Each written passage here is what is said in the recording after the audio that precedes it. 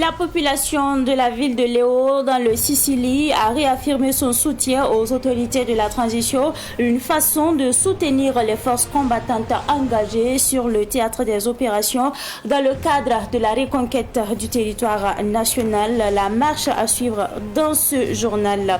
Et puis, les membres de la société de conseil et d'orientation en assurance Sokoa se sont rendus ce matin chez le Mogo Nababango. Ils sont allés présenter leur nouveau produit intitulé le pack spécial assurance Monto. Élément à suivre dans ce journal. Mesdames et messieurs, bonsoir et bienvenue à ce rendez-vous consacré à l'actualité sur Savan TV. La population de la ville de Léo, dans la province de la Sicile, en majorité des chefs traditionnels, des femmes et des membres des organisations de la société civile, a organisé une marche de soutien aux autorités de la transition. Objectif, soutenir le chef de l'État, Ibrahim Traoré, et son gouvernement dans les actions menées dans le cadre de la lutte contre le terrorisme. Séance tenante, les marcheurs ont mobilisé 208 250 francs CFA pour soutenir l'effort de paix. C'est un reportage signé Siblina Kelsey. Depuis l'insécurité, les activités que nous menons, on n'arrive plus à mener ces activités-là. Donc c'est pour ça ce matin, on est sorti pour encourager vraiment le président Ibrahim Traoré. Tout comme Kadini, restauratrice à Léo, ils sont nombreux les habitants de la province de la Sicile qui ont pris d'assaut les rues de la ville de Léo pour apporter leur soutien au président Ibrahim Traoré et l'ensemble de son gouvernement.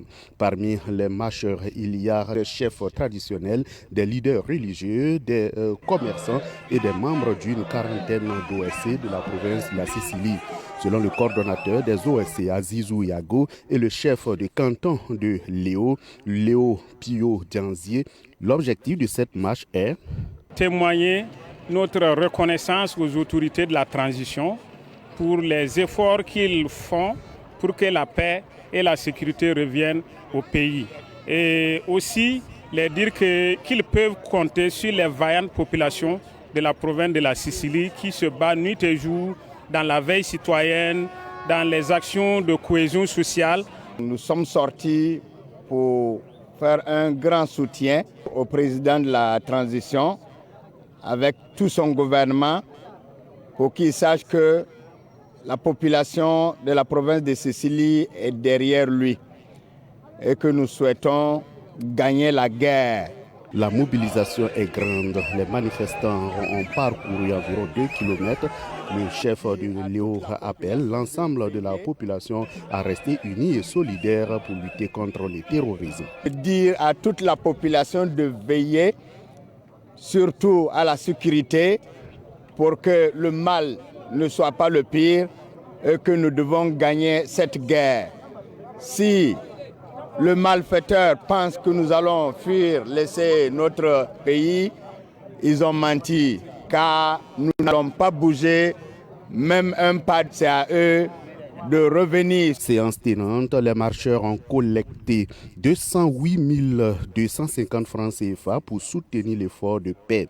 Le parrain Moustapha Souli, PDG de la société Wenwaga Nabos Wende, a offert 10 sacs de riz aux VDP communaux de Léo. Les VDP communaux de Léo ont également reçu 10 sacs de riz plus 2 bidons d'huile de 20 litres de la part des commerçants de Léo. Entre le marteau de l'insécurité et l'enclume de la soif et de la famine, la commune de Pisla, dans le centre-nord, résiste. La commune encerclée par des groupes armés terroristes vit à peine et manque de presque de tout. L'économie de la localité a du plomb dans l'aile, ce qui rend difficile la vie des populations. Alors ce soir, nous vous proposons un extrait du grand reportage intitulé « Situation sécuritaire dans le centre-nord, l'ambivalence de Pisla » signé Issa Oumaratié.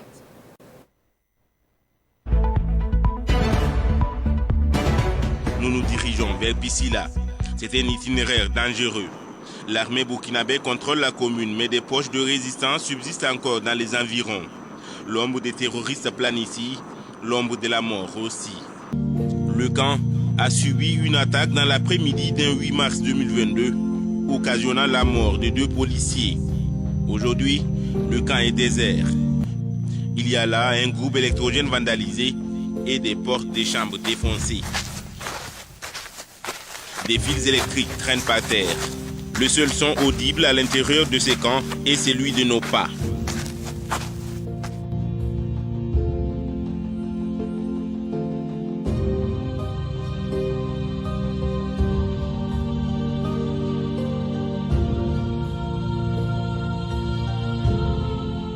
Ils sont venus autour de 16h. C'était un 8 mars comme ça. Voilà, ils ont bloqué en tout cas les 6 mètres. Voilà. Puis ils ont commencé maintenant à tirer sur l'antenne. Depuis lors, les habitants de Piscila vivent au jour le jour entre inquiétude et peur de subir les lois de ceux qui détruisent tout sur leur chemin et qui ne laissent aucune chance à leurs victimes. Mourir en tuant, c'est en substance le raccourci le plus rapide vers le paradis dans la version arrangée de la religion de ces organisations terroristes.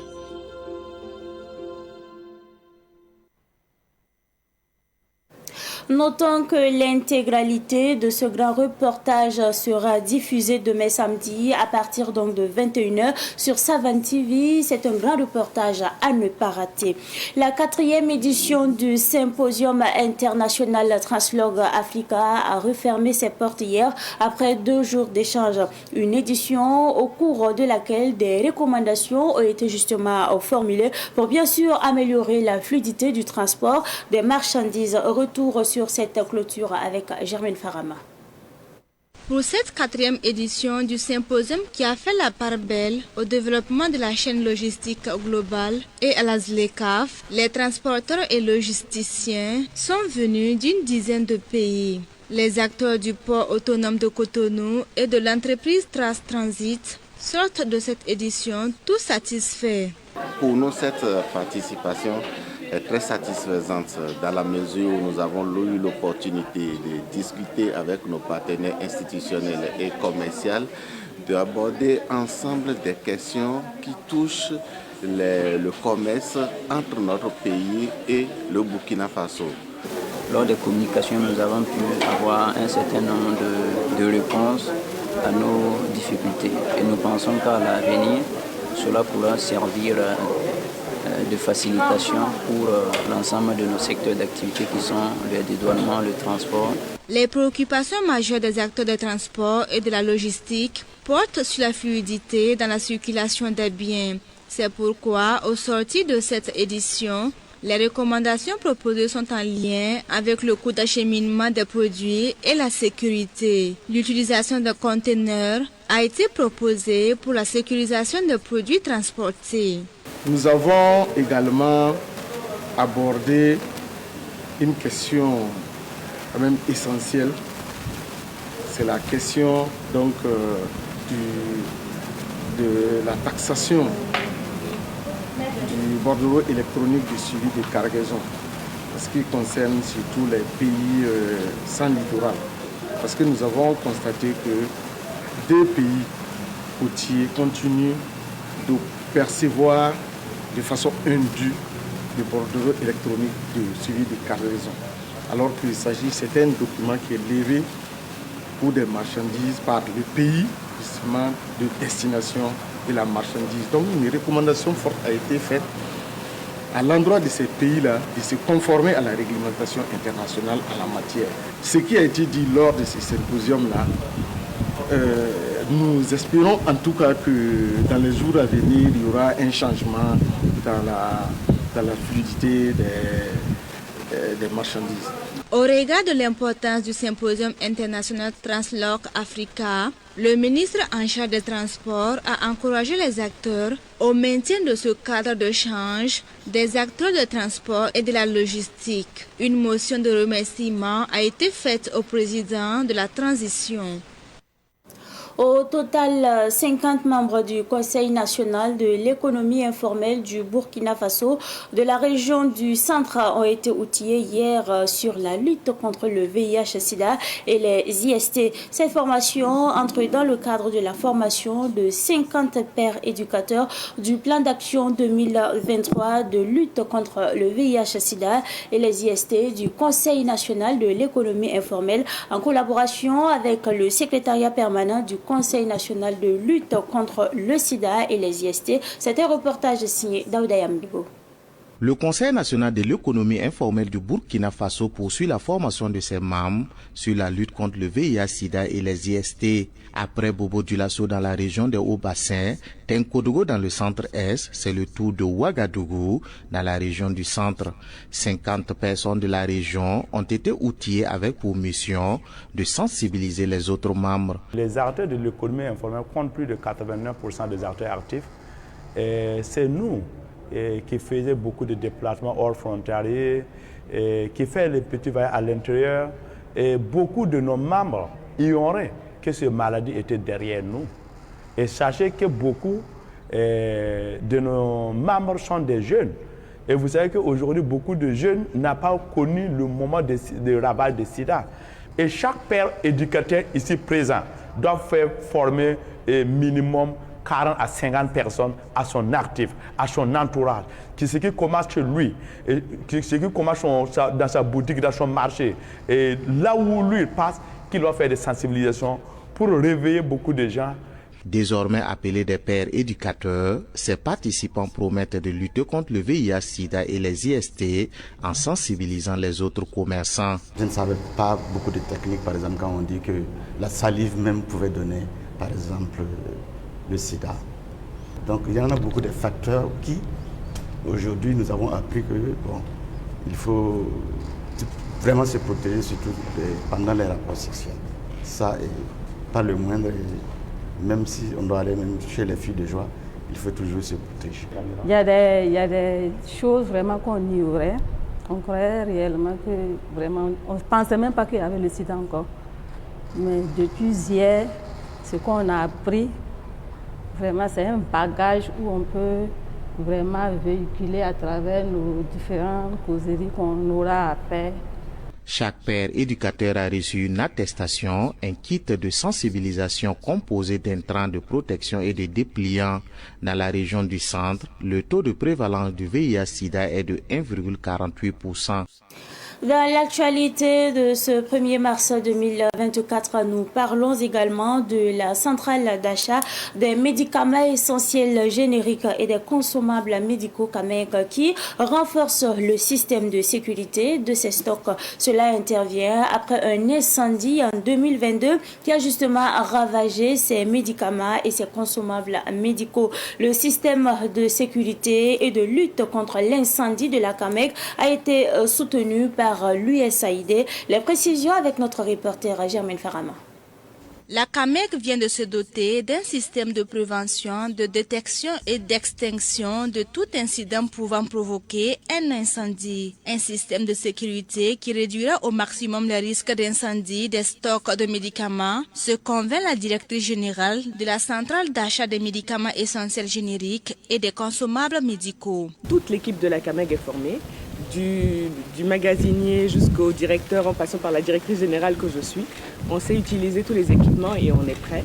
Cette sécurisation a été faite sur l'ensemble des sites de la CAMEG, c'est déjà un point important.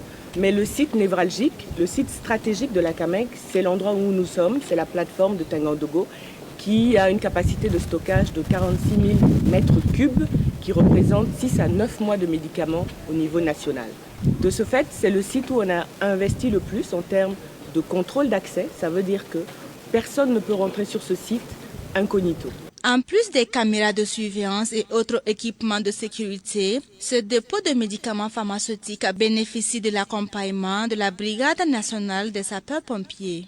Les responsables des sociétés relèguent au second plan la sécurité, sinon la sécurité incendie de leurs installations. Mais je crois qu'au niveau de la CAMEG, ça ne se reproduira plus. On regarde donc de ce qui a été vécu comme incident et les coûts induits.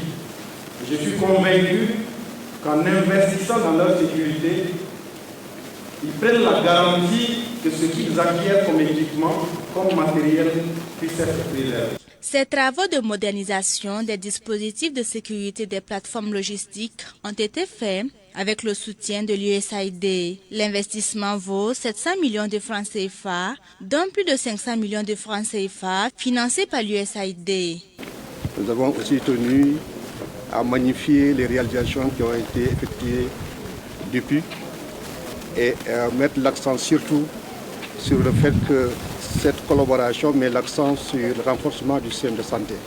Chaque année, pratiquement 12 milliards de francs CFA est alloué justement à l'appui de l'achat des médicaments, mais aussi à l'assistance technique qui est, fournie pour toute la chaîne d'approvisionnement au niveau du Burkina. La CAMEC a été victime d'un incendie qui a engendré beaucoup de pertes. Créée il y a plus de 30 ans, la CAMEC est le premier grossiste et distributeur de produits pharmaceutiques au Burkina. Elle compte à ce jour 10 agences, dont 8 régionales. L'actualité de ce soir est également marquée par les membres de la société de conseil et d'orientation en assurance Sokoa qui se sont rendus ce matin chez le Mogonaba Bango. Ils sont allés présenter leur nouveau produit dénommé le pack spécial assurance moto. Une occasion justement de demander des conseils et des bénédictions pour la bonne marche de leurs activités. La visite a eu lieu ce matin au palais royal du Mogonaba Bango. Écoutons donc le président directeur général de Sokoa, Siri Kizundi, au micro de notre reporter Yacouba Kiamtori. Nous sommes venus présenter notre structure, Sokoa Assurance, société de conseil d'orientation en assurance, au chef suprême de Moussi, le Mogonaba Bango. Nous avons présenté au chef suprême le produit spécial de notre société qu'on appelle SPAC Spécial Assurance Moto. Un produit d'assurance destiné aux motocyclistes du Burkina Faso. Assurer sa moto, c'est assurer soi-même déjà. L'assurance moto donne plusieurs garanties. D'abord, la réparation de l'engin en cas d'accident, qui est de 300 000 francs CFA. L'assurance en cas de blessure, 100 000 francs CFA. Et en cas de décès, 500 000 francs CFA. Nous sommes vraiment satisfaits de cette visite, dans la mesure où des conseils ont été prodigués et également aussi des conseils et des recommandations nous ont été apportés. Le sport est également au menu de cette édition du soir et nous parlons justement de la Fédération burkinabé de basketball qui a donné le top départ de la nouvelle saison sportive le week-end dernier. L'ouverture de cette saison a débuté par un mini-tournoi 3 contre 3, un concours de dunk et de tir à 3 points dans les catégories hommes et dames. C'était à la Maison des Jeunes et de la Culture de Ouagadougou. Plus de 2000 de licenciés de 34 clubs prendront donc part à cette compétition. Écoutons donc Suleiman Ouyamego, il est le président de la dite fédération. Il est justement au micro de notre journaliste sportif à maison, Ruben Wilson Kodjo. La famille du basket est très unie, travaille d'arrache-pied pour le rayonnement de la discipline. Depuis 2020, nous organisons un championnat régulier, structuré. Et la bonne nouvelle, c'est que nous avons, en plus de Ouaga et Bobo, 4 régions qui se sont érigées en districts. Et donc, à travers notre système de traitement numérique de licences, nous enregistrons plus de 2000 licenciés avec plus de 34 clubs. Donc, c'est pour vous dire que ce championnat-là augure de lendemain meilleur. Nos attentes, elles sont grandes. Après 3 saisons d'affilée de compétition, il est temps qu'on se frotte aux autres. Il est temps qu'on prenne part aux joutes africaines.